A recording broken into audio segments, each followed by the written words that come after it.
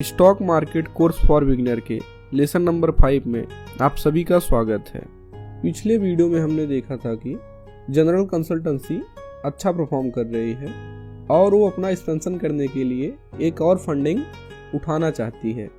इस बार general consultancy थोड़ा ज़्यादा फंडिंग उठाना चाहती है, यानी 100 करोड़ के करीब। जैसे कि हमने देखा था कि जनरल कंसल्टेंसी अपनी पहली फंडिंग एंजल इन्वेस्टर से उठाई थी, तब उन्होंने 2 करोड़ की फंडिंग उठाई थी और अब कंपनी 100 करोड़ की फंडिंग उठाना चाहती है।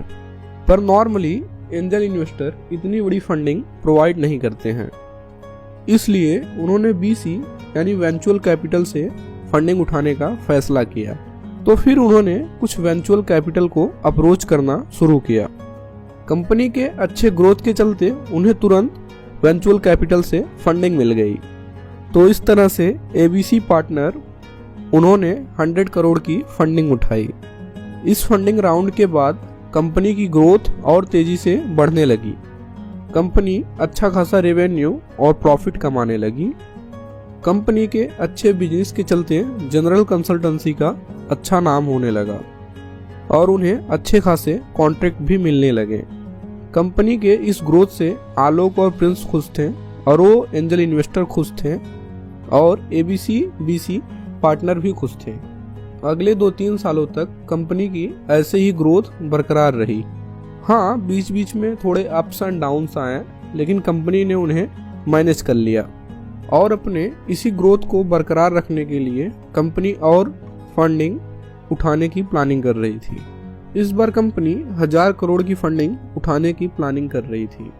वहीं एबीसी पार्टनर, जिसने जनरल कंसल्टेंसी में 100 करोड़ रुपए इन्वेस्ट किए थे, वो भी अब इस कंपनी से एग्जिट करना चाहते थे और अपना प्रॉफिट बुक करना चाहते थे। यानी कंपनी के इस अच्छी ग्रोथ के बाद वो अपना स्टेक बेच देना चाहते थे और प्रॉफिट बुक कर लेना चाहते थे। जब किसी कंपनी को अच्छा खासा पैसा रेज करना होता है और साथ ही उस कंपनी के कुछ इन्वेस्टर को एग्जिट करना होता है, तो कंपनी अपना आईपीओ लॉन्च करती है। आईपीओ का मतलब है initial public offering.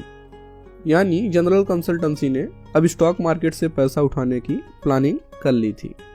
Stock market को पूरी तरह से समझने के लिए हम पहले समझते हैं एंजल इन्वेस्टिंग, वेंचुअल कैपिटल और स्टॉक मार्केट के बीच क्या डिफरेंसेस हैं। जब कोई कंपनी स्टॉक मार्केट के जरिए पैसा उठा लेती है, तो उसके जरिए कोई भी इंसान शेयर बाई कर सकता है और सेल कर सकता है बड़े ही आसानी से। वहीं अगर आप एंजल इन्वेस्टर हो तो किसी स्टार्टअप का शेयर खरीदना या बेचना बहुत आसान नहीं होता है। एंजल इन्वेस्टर में या तो कंपनी को एंजल इन्वेस्टर को अप्रोच करना होता है या तो एंजल इन्वेस्टर को कंपनी को अप्रोच करना होता है।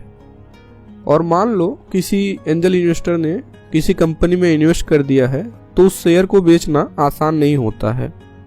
आपको कोई और इन्वेस्टर को ढूंढना होता है। अगर वो इन्वेस्टर उस कंपनी में इन्वेस्ट करने के लिए रेडी है, तो फिर आप उसे अपना शेयर बेच सकते हो, या फिर आपको उस स्टार्टअप के आईपीओ तक का इंतजार भी करना पड़ सकता है। जनरली एंजल इन्वेस्टर और वेंचुअल कैपिटल जब उस कंपनी का आईपीओ आता है, जो लोग इन्वेस्ट किए हैं, तब उस कंपनी से एग्जिट करना पसंद करते हैं। जैसे कि हमने कुछ टाइम पहले देखा कि जोमेटो का आईपीओ आया था, तो उस जोमेटो के कुछ इन्वेस्टर ने एग्जिट कर दिया। दूसरा डिफरेंसेस ये है, एंजल इन्वेस्टर और वेंचुअल कैपिटल कंपनी में तब इन्वेस्ट करते हैं जब कंपनी अपने स्टार्टिंग दौर पे होती है, यानी जब कंपनी छोटी होती है। तो जब कंपनी छोटी होती है तब कंपनी के पास ग्रोथ अपॉर्चुनिटी काफ़ी ज़्यादा होती है, ग्रोथ की स्पीड भी ज़्यादा होती है, पर at the same time company का फेल होने का चांस भी बहुत ज़्यादा होता है। तो किसी एंजल इन्वेस्टर या वेंचुअल कैपिटल के इन्वेस्टमेंट सक्सेसफुल हो जाती है तो उन्हें बहुत अच्छा खासा रिटर्न मिल जाता है। वहीं जब कंपनी स्टॉक मार्केट तक आ जाती है, तब तक कंपनी बड़े लेवल तक पहुंच चुकी होती है, जहां से बहुत कम कंपनी एक्सपोनेंशियल ग्रोथ दिखाती है। यानी वहां से कंपनी उतनी तेजी से नहीं बढ़ पाती जितनी शुरुआती दौर में बढ़ रही थी।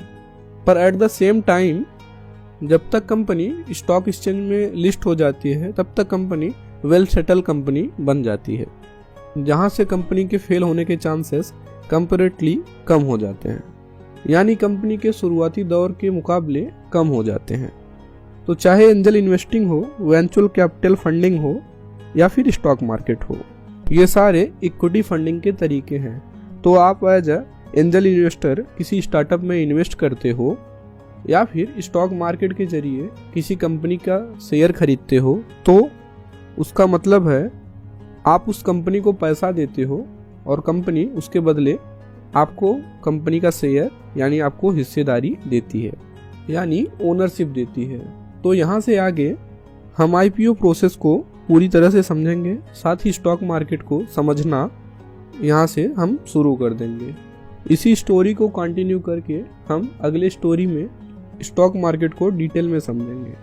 देखिए, चाहे एंजल इन्वेस्टिंग हो, वेंचुरल कैपिटल हो या फिर स्टॉक मार्केट हो, ये कोई उतनी भी कॉम्प्लिकेटेड नहीं है जितनी आप समझते हो। तो स्टॉक मार्केट इन्वेस्टिंग को यहाँ से हम बहुत ही आसान भाषा में समझने की कोशिश करेंगे। जैसे कि हमने देखा, आलोक और प्रिंस की कंपनी जनरल कंसल्टेंसी आईपीओ के बारे में सोच लिया है। तो नेक्स्ट लेक्चर में हम देखेंगे आईपीओ होता क्या है, जनरल कंसल्टेंसी आईपीओ के लिए कैसे अप्लाई करेगी, कैसे वो स्टॉक मार्केट से पैसे उठाएगी। ये सारी प्रोसीजर हम नेक्स्ट लेक्चर में समझने वाले हैं। आशा करता हूँ आपको ये वीडियो पसंद आया होगा। हमसे जुड़े रहने के लिए अगर आप ये वीडियो फेसबुक पेज पर देख रहे हो तो आप हमारे पेज को फॉलो कर लो, और यूट्यूब पर देख रहे हो तो चैनल को सब्सक्राइब कर लो। तब तक के लिए जय हिंद।